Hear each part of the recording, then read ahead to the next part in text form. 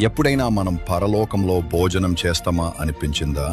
ఈ ప్రశ్నకు యేసయ్య తానే సమాధానమిచ్చారు. లూకా 22:30. గనుక నా తండ్రి నాకు రాజ్యమును నియమించినట్టుగా నా రాజ్యములో నా బల్ల యొద్ద అన్నపానములు పుచ్చుకొని. పరలోకము అంటే ఆకాశం కాదు, పాపం లేని శాశ్వత ఆనందం. అక్కడ రాజైన యేసు తానే బల్లను సిద్ధం చేస్తారు. యెషయా 25:6.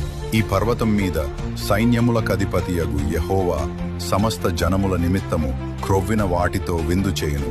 మడ్డి మీదనున్న ద్రాక్షా రసముతో విందు చేయును. మూలుగుగల క్రొవ్విన వాటితో విందు చేయును. మడ్డి మీద నిర్మలమైన ద్రాక్షా రసముతో విందు చేయును. ప్రజలందరికీ గొప్ప విందు, ఆశగల ప్రాణములు తృప్తి పొందే అపురూప విందు. ప్రతి కన్నీటి బొట్టు తుడవబడే ఆ అద్భుత క్షణం. అక్కడ కొత్తదనం ఉంది, ఐక్యత ఉంది, నిత్యత ఉంది. ఆ లోకంలో ఆకలి ఉండదు, నొప్పి ఉండదు, వీడ్కోలు ఉండదు. కేవలం సంతోషమే ఉంటుంది. పవిత్రమైన నిత్యమైన సంతోషం. వధింపబడిన గొర్రెపిల్ల అనగా యేసు మనతో ఉంటాడు. ఈ విందులో కూర్చోవాలని నీవు కోరుతున్నావా? యేసయ్యా నీకు వందనాలు అని స్తుతించు. ఎందుకంటే ఆ ఆహ్వానం నీ కొరకు ఇప్పటికే సిద్ధమై ఉంది. ఆయన గాయపడిన చేతుల ద్వారా